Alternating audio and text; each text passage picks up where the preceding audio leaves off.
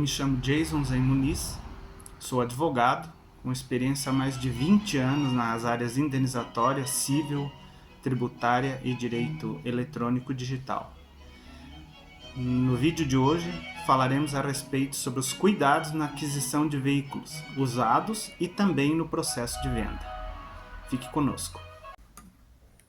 Então, qual seria o primeiro cuidado que você deveria tomar, a primeira cautela a ser tomada na aquisição de um veículo usado? Nesses 20 anos de trabalho, nós dificilmente um ano do nosso métier, do nosso trabalho, não nos deparamos com situações envolvendo os automóveis, com seus vários problemas, seja na aquisição, seja com relação a prazos, enfim, vários litígios envolvem essa matéria. E durante esse tempo, catalogamos algumas providências que o comprador poderia adotar, ou até mesmo o vendedor, falaremos a respeito disso, no sentido de evitar problemas, dores de cabeça, ou até mesmo a promoção de um processo, o ajuizamento de um processo judicial que sempre tem os seus altos custos, né? Então, para quem iniciou vendo o vídeo, da mesma forma que se toca um instrumento, tudo tem que ter a sua sintonia de acordo com as leis que regem aquela matéria, enfim, na compra e venda não é diferente. A primeira orientação que nós reputamos como indispensável é a contratação por escrito. Sempre que você for adquirir um veículo, o novo, nós sabemos que 0 km, ele já é precedido da emissão de uma nota fiscal, enfim, a transação ela já é formalizada dentro dos próprios princípios comerciais, porque a empresa ela sabe das suas responsabilidades e por esse motivo ela adota essa praxe, né? Mas um carro usado, um veículo usado, a primeira coisa que nós reputamos correto, como já dissemos, é a contratação por escrito. Faça um contrato. Por mais simples que seja, esse contrato ele vai trazer os pontos essenciais do contrato de compra e venda que estão previstos no Código Civil, que é o valor, né, a data da entrega, a discriminação do bem, enfim, né, e principalmente o prazo, enfim, a época da transação. Então, nós entendemos que esse seja o principal cuidado. E nem sempre isso ocorre, porque sendo um veículo automotor, a tradição, ou seja, a entrega das chaves já configura a posse, né? E esse evento por si só, ele já acarreta uma série de desdobramentos jurídicos.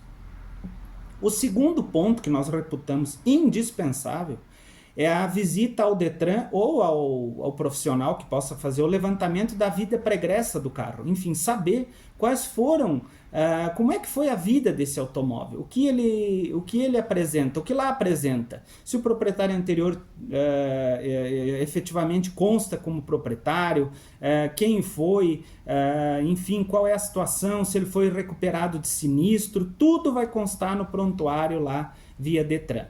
Então é uma informação simples, fácil, pouco tempo você vai lá e descobre tudo sobre o carro, né? Outra coisa, com relação à negociação propriamente dita. Claro, é muito mais negócio para quem compra fazer a aquisição de uma empresa. Por quê? Porque você vai contar com a proteção do Código de Defesa do Consumidor. Nós aqui nos vídeos que sempre enfatizamos e levamos esse conhecimento a todos, é claro que o Código Civil, o Código do Consumidor, ele já vem para isso, ele é uma legislação que foi editada, feita para proteger justamente o consumidor. Então, dê preferência em comprar o veículo num estabelecimento comercial regularizado, né? Você vai estar se expondo muito menos. Mas também nada impede que você faça a transação de uma pessoa física. Não há problema nenhum. Adotando todas as cautelas, fazendo um contrato por escrito, você também estará salvaguardado. Só que tem a questão, como eu falei, são os prazos. No caso de existir um vício oculto no carro, por exemplo, é muito comum ter problema de motor e tal. Quando se trata de uma pessoa física, o prazo é bem diminuído. Então, muitas vezes a cautela acessória é justamente levar o automóvel a um mecânico da sua confiança ou até mesmo na concessionária daquela marca, para que seja feita uma avaliação prévia, enfim, um orçamento, onde eles vão avaliar todo o estado do carro e vai te trazer uma garantia a respeito da questão mecânica, porque é sabido que com a melhora, enfim, das condições dos automóveis hoje, airbag, freio ABS, enfim, toda a tecnologia hoje que a própria lei exige e determina, esses itens são extremamente caros, então podem se transformar num problema para você no futuro. Então, assim, se você, por exemplo, fizer a transação em uma plataforma digital, você já começa podendo desistir do negócio em 7 dias. Te assiste esse direito. Se você fizer a transação numa empresa comercial regular, são 90 dias, é um produto durável. Entendeu? Então é bem menor, bem maior, bem mais solidificada a situação do que uma pessoa física diretamente. Você sabe também que pode ajuizar uma ação, tem o prazo de até 3 anos da data da aquisição. Aí tem questões de prorrogações de prazo também, da garantia em si. Mas você pode pleitear a indenização se aquele veículo chegar numa situação que se torne insustentável. Isso é muito comum, inclusive. Com relação à garantia, hoje as transações se enfatizam muito e as trocas de veículos e a imensa quantidade de modelos disponíveis no mercado, muitas vezes os carros que estão sendo vendidos usados hoje estão em condições, já é tratado até como seminovo, ele está em condições até talvez similares ou melhores até do que um 0 km. Porque já houve um desgaste de peças, houve revisões daquele carro, enfim. Então é sabido também que você vai adquirir um carro com a garantia inclusive de fábrica, o que é uma coisa muito boa. Eu dou exemplo próprio, uma época atrás eu adquiri um veículo e quando ele completou os seus em torno de 30 a 40 mil quilômetros, ele apresentou um problema bem sério na bomba de água. Todo mundo sabe que de um carro importado, esses itens são caríssimos.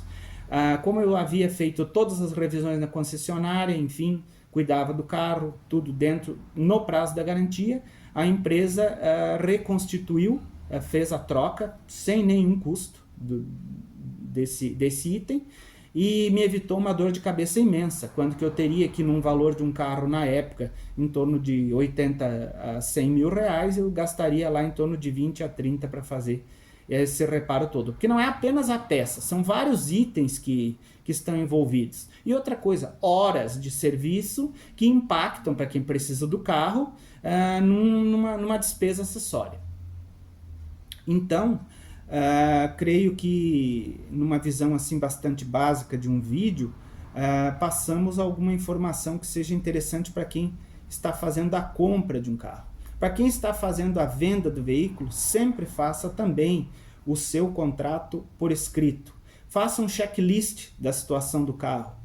Entregue ao novo proprietário as revisões que você fez, manual de proprietário, lá consta. Se não tiver, a própria empresa emite um relatório de todos os serviços que foram feitos.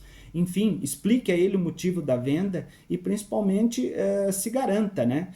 E outra coisa, tanto em um caso quanto a outro, só faça a entrega das chaves mediante a liberação do financiamento bancário ou o recebimento dos valores. Quando você assim constatar, então dê a transação como encerrada. Adotando essas praxes, nós temos assim plena certeza de que você não vai se expor a um processo judicial e vai dormir tranquilo, porque o que importa, como a exemplo do que falei, quando você vai tocar uma música, você não pode desafinar, você tem que ter uma simetria nas notas, tem que haver uma harmonia. Isso, da mesma forma com as leis que regem o universo, isso está presente na música, isso também tem que estar presente no contrato. E qualquer dúvida que você tiver, a melhor situação a fazer é procurar um profissional especializado nisso, que vai te orientar como proceder da melhor forma possível. Muito obrigado pela sua atenção.